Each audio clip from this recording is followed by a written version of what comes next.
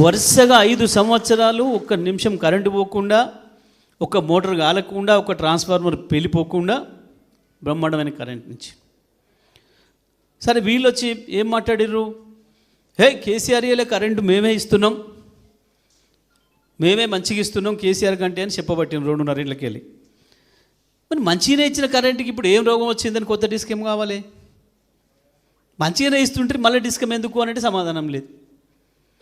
ఇంకా నాణ్యంగా ఇద్దాం అనుకుంటున్నాం అంటే ఏంది? ఇప్పుడు 6 మోటార్లే పేలిపోతున్నాయి, రోజు కాలిపోతున్నాయి, రేపు 12 మోటార్లు కాలి పెడతారా? ఇంకా ఉచితంగా ఏమి ఇస్తారు? ఇంకా నాణ్యంగా ఏమి ఇస్తారు? కారణం లేదు, చెప్పలేకపోతున్నారు. అసలు కారణం లోపల వేరే ఉంది. ఏంటిది?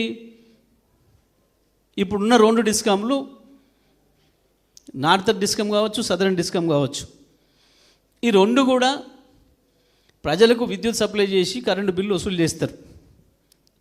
ఎక్కడ? పరిశ్రమల దగ్గర,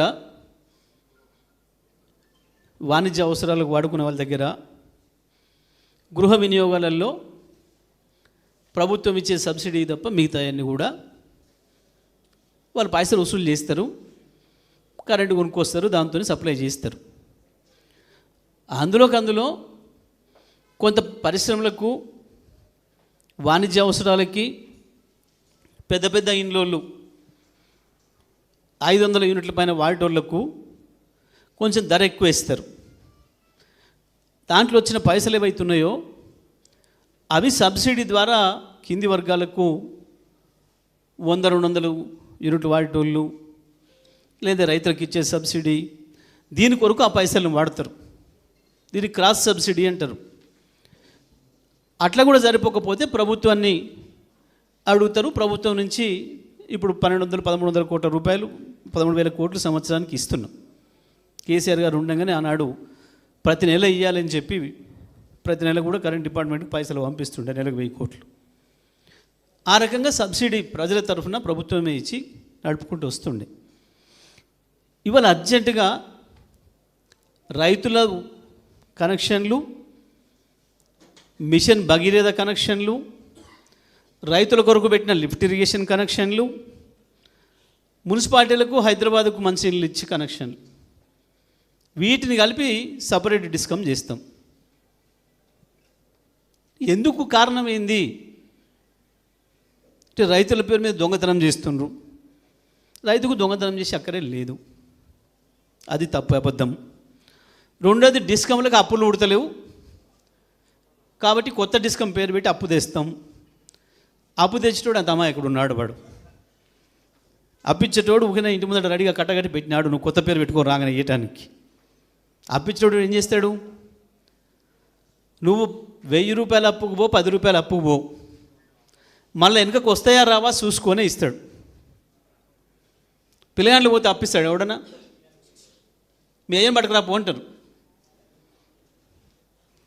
ఎందుకంటే వీనికి వయసు లేదు, వీనికి నేను ఇచ్చిన తప్పున పడతా, ఆయనకి ఎందుకు ఇచ్చినామంటారు, ఇయ్యరు ఎగ్గొడతారు తల్లిదండ్రులు. నమ్మకమైనోడు, గ్యారెంటీ ఉన్నోడే కావాలి అని. గ్యారెంటీ ఉన్నోడు పోతే ఇస్తే ఇప్పుడు అప్పు, కానీ మరి ఎట తీరుస్తావు? రేపు పంట వస్తుంది, లేదా మళ్ళీ వారం అంగడికి ఉన్న ఎద్దును కొట్టి అమ్ముతా, లేకపోతే ఇంట్లో బంగారం ఉంది అమ్మి ఇస్తా, లేదా పంట తీసిస్తా, లేదా వ్యాపారం చేస్తే పలానా వ్యాపారం చేస్తున్నా మళ్ళీ వస్తాయి నాకు అందుకనే ఇస్తా. ఇట్లా ఏదో ఒకటి మళ్ళీ గ్యారెంటీ చూయించి, అప్పు కట్టే విధానం చూయించి అప్పు తెస్తారు. ఇచ్చినప్పుడు అట్లా ఇస్తాడు. కానీ అది డిస్కమ్ను, కొత్త డిస్కమ్ను ఏర్పాటు చేసుడే అప్పులతో చూయిస్తున్నాడు. ఇప్పుడు తక్కువలో తక్కువ దానికి 25,000 కోట్ల అప్పు పడుతుంది అని చూయించారు. దాని ఆస్తి 5,000 కోట్లు అని చూయించారు. 5,000 కోట్ల ఆస్తి, 25,000 కోట్ల అప్పులోనికి మళ్ళీ నప్పిస్తాడా? ఏ తలకు మాసినోడు కూడా ఇయ్యాడు. అంటే ఇది కూడా అబద్ధమే. అది చెప్పే కారణం ఇది కూడా అబద్ధమే. అసలు కారణం ఏంది? నష్టాలు ఎంతో చూస్తాను కానీ పెడుతున్నావు అన్నాడు. నష్టాలు ఎంతో చూసేదేంది? బిల్లులు వసూలు అవుతున్నాయి, 99.9% బిల్లులు వసూలు అవుతున్నాయి మీటర్ల మీద. ఆ మిగతాది ఎంతైతే తక్కువ పడ్డదో అది సబ్సిడీ ప్రభుత్వం ఇస్తుంది. అంటే ఇప్పుడు సంవత్సరానికి 50,000 కోట్లు ఖర్చు ఉంది కరెంట్ డిపార్ట్మెంటు కరెంటు కొనటానికి కానీ, అదేవిధంగా సబ్స్టేషన్లు లైన్ల మెయింటెనెన్స్ కానీ, జీతాలు కానీ అన్నిటి కలిపి 50,000 కోట్లు అవుతుంది ఏడాదికి. వసూలు చేసే బిల్లులు 40,000 కోట్లు వచ్చినాయి. మిగతాది ఏదైతే సబ్సిడీ ఇస్తుందో ప్రభుత్వం ఇస్తుంది 10,000 కోట్లు, సరిపోతుంది. అప్పు కూడా తెస్తారు. ఇప్పుడు ఆదాయం ఉంది కాబట్టి చూపించి, ఎందుకు అనంటే ముందుగానే లైన్లు వేయడానికి, కొత్త ట్రాన్స్ఫార్మర్లు పెట్టడానికి, ఇటువంటి వాటి అన్నిటికీ అడ్వాన్స్గా అప్పు తీసుకొచ్చి ఈ పని చేసి వచ్చే ఆదాయాన్ని మళ్ళీ కడుతుంటారు.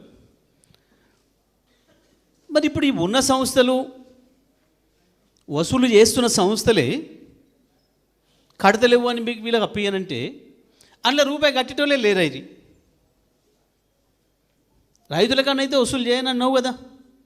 ఉచిత కరెంటు నువ్వు ఇచ్చేది నిజమే అయితే దానికి ఏం చెల్లొస్తాయి పైసలు. వాడు ఎట్లా కడతా అని చెప్తాడు, అప్పించినోడు ఎట్టిస్తాడు. ఇది కూడా ఎంత అబద్ధపు వాదన, ఇది కూడా పూర్తి అబద్ధపు వాదన. ఏంటిది మరి అసలు కారణం? ఈ రెండు వేరు చేసి,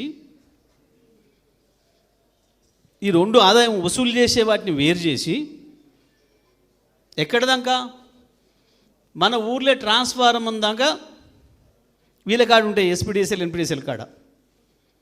సబ్స్టేషన్ కూడా వీళ్ళకే ఉంటుంది. సబ్స్టేషన్ నుంచి మన ట్రాన్స్ఫార్మర్కి వచ్చే కరెంట్ వచ్చిందనుక వీళ్ళకే ఉంటుంది అధికారం. ఇక ట్రాన్స్ఫార్మర్ కానించి వెళ్ళి, ఆ బ్రేకర్ కానించి వెళ్ళి కింద ఈ కొత్త సంస్థకి ఇస్తాడు. కరెంటు పోతే ఏం చేయాలి రైతు?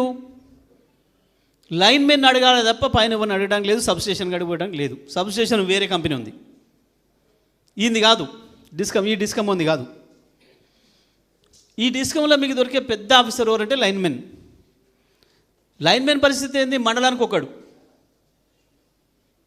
మిగతా లైన్మెన్లు అంతా వీళ్ళకు ఉంటారు, వసూలు చేసే డిస్కామ్లకు ఉంటారు. 1000 మంది లైన్మెన్లు ఇస్తారట ఈ కంపెనీకి. ఇప్పుడు 13,000 మంది పనిచేస్తున్నారు. 13,000 మంది 550 మండలాల్లో ఇప్పుడు పనిచేస్తేనే ఇంకా అక్కడక్కడ ఇబ్బంది అవుతుంటుంది, అందుబాటులో దొరకడు. ఒకసారి ఏడున్నావు అంటే నేను పలానా కాడు ఉన్నా అంటాడు, పలానా నర్సయ్య బాయ్ కాడు ఉన్నా, పలానా వెంకరెడ్డి బాయ్ కాడు ఉన్నా అంటాడు. నువ్వు ఫోన్ చేస్తే ఒకటే ఊళ్ళో ఇంకో బాయ్ కార్డు ఉంటే బాయ్ కార్డు రావడానికి కాస్త ఇబ్బంది అవుతుంది. కానీ వీళ్ళందరినీ పాత కంపెనీలకు ఉంచి అందులోకెళ్ళి వస్తున్నలో 1000 మందిని తీసుకొని ఈ కంపెనీకి ఇస్తాడు. ఈ కంపెనీ కన్జ్యూమర్లు ఎంతమంది? 30 లక్షల మంది కన్జ్యూమర్లు, 5 లక్షల ట్రాన్స్ఫార్మర్లు, 1000 మంది మెయింటైన్ చేయాలట. చిన్న మండలాలకు మండలానికి ఒక్కడు,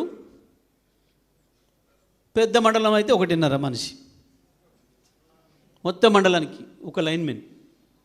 ఇక చూసుకోవాలి రైతులు. ఇప్పుడిగా ట్రాన్స్ఫార్మర్ కాలిపోతే ఎవడు బాగు చేయాలి? ఎవరికి తెలియదు ఇప్పటికి దేశంలో, దేవుని కూడా తెలియదు. ఎందుకంటే ట్రాన్స్ఫార్మర్లు బాగు చేసే కంపెనీ వాంది ఎస్పీడీఎస్ఎల్ ఎన్పీడీసీలో ఉంది. వీనికి ఏడటది. ఇప్పుడు మోటార్ కాలిపోగానే ప్రైవేట్ వాళ్ళ కాడికి ఎట్లా పోతామో ఆ ట్రాన్స్ఫార్మర్ ఎత్తుకొని పోయి బయట చేయించుకోవాలి. ఒక్క లైన్ మ్యాన్ వస్తాడా? అందుతాడా? రైతులే పోవాలి. ట్రాన్స్ఫార్మర్ వస్తే మళ్ళీ 1-2 నెలలు పట్టాలి. ఈ లోపల ఉన్న పొలం ఖతం. ఇది కొత్త డిస్కమ్. నేను చెప్పేది అబద్ధం కాదు, వాళ్ళు రాసి ఇచ్చిందే. రైతులకు తెలవాలి. మీ అందరూ కూడా 99% మంది గ్రామీణ ప్రాంతం నుంచి వచ్చిన వాళ్ళే, అందరికీ వ్యవసాయం ఉన్నవాళ్ళే, రైతుల పిల్లలే, రైతు కూలీల పిల్లలే. కాబట్టి అందరికీ విషయం అర్థం కావాలి. ఇది ఊరూర చెప్పాలి రైతాంగానికి. చేసి చివరికి ఏంది? ఈ 2 పాలిచ్చే ఆవులు, ఎన్పీడీసీఎల్ ఎస్పీడీసీఎల్, ఇక ఈ నష్టం వచ్చే తీసేసినాక సబ్సిడీ ఇవన్నీ వసూలు వచ్చాయి కదా, ఈ రెండింటిని అర్జెంటుగా ప్రైవేట్ వాళ్ళకి అప్పచెప్పాలి. అందులో రేవంత్ రెడ్డి అన్నదో తమ్ముందో పార్ట్నర్షిప్ ఉంటుంది, లేదా ఆర్థిక మంత్రికో లేకపోతే ఇంకా ఆ జిల్లాలో ఇంకో పెద్ద మంత్రికో పార్ట్నర్షిప్స్ వస్తాయి. పాలిచ్చే ఆవుల్ని కొట్టుకపోతారు, ఇక మనకో దున్నపోతుని ఇచ్చిపోతారు. ఇది దున్నపోతే